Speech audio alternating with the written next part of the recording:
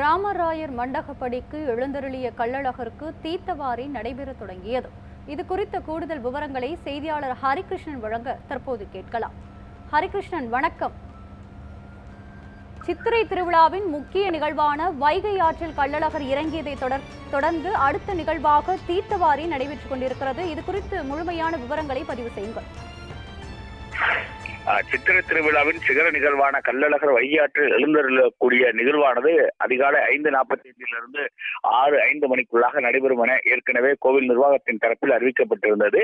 அதனைத் தொடர்ந்து பச்சை பட்டுடுத்தி ஸ்ரீலிபுத்தூர் ஆண்டாள் சூடி கொடுத்த மாலையை அணிந்து கொண்டு வெற்றிவேர் சப்பரத்தில் தங்கக்குதிரை வாகனத்தில் கள்ளழகர் வைகையாற்றை நோக்கி புறப்பட்டார். அதிகாலை 12 மணிக்கு தல்லாகுளம் பிரசன்ன வெங்கடாஜலபதி கோவிலில் இருந்து புறப்பட்ட கள்ளழகர் 1000 சப்பரத்தில் எழுந்தருளினார். அதனைத் தொடர்ந்து வழிநெடுகிலும் இருக்கக்கூடிய மண்டபப்படிகள் எழுந்தருளி பக்தர்களுக்கு அருள்வாய்த்தார். இந்த வேளையிலே வைகை ஆற்ற வடகரையிலே வந்து காத்திருந்த கள்ளழகர் சரியாக 5:58 மணிக்கு வைகை ஆற்றுக்குள் எழுந்தருளினார். வைகை ஆற்றுக்குள் எழுந்தருளிய கள்ளழகரை குதிரை வாகனத்தில் வெள்ளி குதிரை வாகனத்தில் வீரராக பெருமாள் எதிர்கொண்டு அழைத்தார். இதனைத் தொடர்ந்து மாலை சாற்றும் வைபவம் நடைபெற்றது. 3 முறை வைகை ஆற்றை சுற்றி வந்து மண்டபப்படி சுற்றி வந்து பக்தர்களுக்கு அருள்பாலித்த கள்ளழகர் 7:25 மணிக்கு அங்கிருந்து வைகை ஆற்றங்கரையிலிருந்து புறப்பட்டு சென்றார். வழிநெடுகிலும் இருக்கக்கூடிய பக்தர்களுக்கு அருள்பாலித்தவர் தற்போது ராமராயர் மண்டபத்தில் எழுந்தருளி இருக்கிறார். முன்னதாக ராமராயர் மண்டபத்தை நோக்கி வந்த கள்ளழகருக்கு தண்ணீர் பீச்சும் வைபவமானது நடைபெற்றது. கள்ளழகரை குளிர்விக்கும் வகையிலே இந்த தண்ணீர் பீச்சு வைபவமாக நடைபெறும்.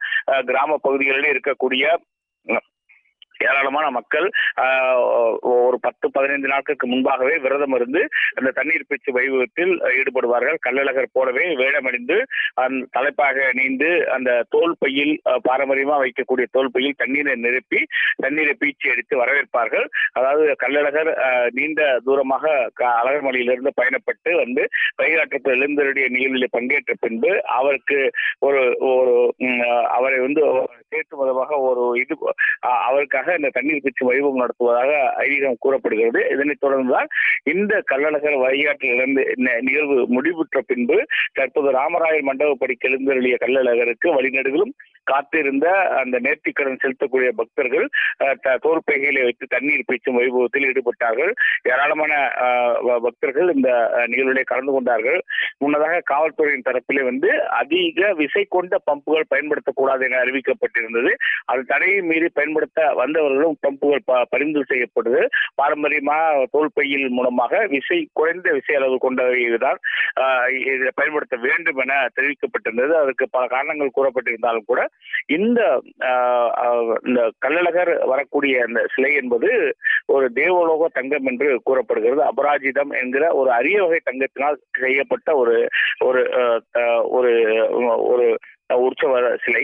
இந்த உற்சவர் சிலையிலே தண்ணீர் விசை அதிகமாக அடித்தால் அது சேதமடைய கூட வாய்ப்பு இருக்கிறதாகவே இந்த அதிக விசை கொண்டவை தேவையில்லை என்கிற ஏற்கனவே நீதிமன்றமும் உத்தரவு பிறப்பித்திருக்கிறது. அதன் அடிப்படையில் தான் அவைகளை தடுத்து நிறுத்தி தற்போது பாரம்பரியமாக தோல்பைகள் மூலமாக தண்ணீர் நிரப்பி பக்தர்கள் அடித்தார்கள். பக்தர்கள் தண்ணீர் பீச்சிற்கு நடுவே கள்ளழகர் மெல்ல மெல்ல நகர்ந்து தற்போது ராமராயர் மண்டபப்படியிலே எழுந்தருளி இருக்கிறார். பிற்பகல் 2 மணிக்கு அங்க பிரதட்சணை நிகழ்வானது நடைபெறுகிறது. அதனைத் தொடர்ந்து மாலை 5 மணிக்கு வண்டியூர் வீரராக பெருமாள் கோவிலை நோக்கி புறப்படுகிறார். வழிநெடுகில் இருக்கக்கூடிய பக்தர்களுக்கு அருள்பாலிக்கக்கூடியவர் ஒரு 9 மணி அளவிலே வண்டியூர் வீர பெருமாள் கோவிலுக்கே தங்குவார். நாளை காலை 6 மணிக்கு அங்கு சேஷ வாகனத்தில் எழுந்தருளக்கூடிய கள்ளழகருக்கு முன்னதாக திருமஞ்சனம் நடத்தப்படும். அதனைத் தொடர்ந்து சேஷ வாகனத்தில் எழுந்தருளுவார். சேஷ வாகனத்தில் எழுந்தருளி வண்டியூர் வீர பெருமாள் கோவிலை 3 முறை சுற்றி வலம் வருவார். அதனைத் தொடர்ந்து அருகில் இருக்கக்கூடிய தேனூர் மண்டபப்படியிலே எழுந்தருளும் கள்ளழகருக்கு திருமஞ்சனம் காணப்பட்டு கருட வாகனத்தில் எழுந்தருளி பக்தர்களுக்கு அருள்பாலிப்பார். முக்கிய நிகழ்வாக மண்டூக முனிவருக்கு சாப விமோசனம் அளிக்கக்கூடிய நிகழ்வு நடைபெறும். அதனைத் தொடர்ந்து இரவு தசவதார நிகழ்ச்சியானது ராமராயர் மண்டபத்தில் நடைபெறுகிறது. அதனைத் தொடர்ந்து அடுத்த நாளாக பூப்பள்ளக்கு இருக்கிறது. அதனைத் தொடர்ந்து அழகர் மலைக்கு 17ஆம் தேதி புறப்பட்டு செல்கிறார். இப்படி பல்வேறு நிகழ்வுகள் தொடர்ந்து நடைபெறுகிறது. இன்று 5வது நாளாக இந்த திருவிழாவானது நடைபெறுகிறது. வருகின்ற 17 15ஆம் தேதி வரைக்கும் இந்த திருவிழாவை நடத்த திட்டமிட்டிருக்கிறார்கள். இன்று காலை லட்சக்கணக்கான பக்தர்கள் மத்தியிலே பச்சை பட்டுடுத்தி கள்ளழகர் எழுந்தருளிய வைபவமானது மக்கள் அதிக அளவில் தரிசனம் செய்து கள்ளழகர் தரிசனம் செய்தார்கள். பல்வேறு ஏற்பாடுகள் செய்யப்பட்டிருந்தது. இந்த நிகழ்வுக்காக இன்று ஒரு நாள் மட்டும் 3500 காவல்துறையினர் பாதுகாப்பு பணியை மேற்கொண்டிருக்கிறார்கள். அதனைத் தொடர்ந்துதான் சிறப்புமிக்க பல்வேறு நிகழ்வுகள் நடைபெற்றது. இடைவிடாத பக்தர்கள் நேற்று இரவே வைகை ஆற்றிலே குழுமி இருந்து கள்ளழகரை தரிசிக்கக்கூடிய ஒரு நிகழ்வானது தொடர்ந்து நடைபெற்றது.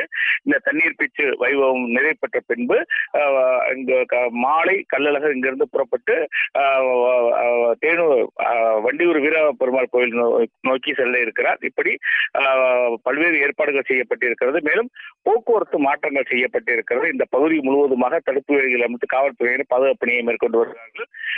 அங்கு வாகனங்கள் மாற்றுப்பாதையில் இயக்கப்பட்டு வருகிறது. ஒவ்வொரு கள்ளழகர் எங்கு இருக்கிறார் என்பதை அறிவதற்காக டிராக் அழகர் என்கிற செயலி மூலமாக அழகர் எங்கே வந்து கொண்டிருக்கிறார், அவரை சாமி தரிசனம் செய்வதற்கான சிறப்பு ஏற்பாடுகளும் செய்யப்பட்டிருக்கிறது. இப்படி பல்வேறு வகையான ஏற்பாடுகள் செய்யப்பட்டிருக்கிறது. ஒரு சிறப்பு மிக்க திருவிழா. வருடத்திற்கு ஒரு முறை கள்ளழகர் மதுரை மக்களை நோக்கி வரக்கூடிய ஒரு திருவிழா. இந்த திருவிழாவை தான் தற்போது நடைபெற்று வருகிறது. சிந்து, சித்திரை திருவிழாவின் சிறப்பு நிகழ்வான வைகை ஆற்றில் கள்ளழகர் இறங்கும் செய்திகளையும் அதனை அடுத்து தீர்த்தவாரி நிகழ்வு பற்றியும் அதன் காணொளிகளையும் முழுமையாக வழங்கியதற்கு நன்றி ஹரிகிருஷ்ணன்.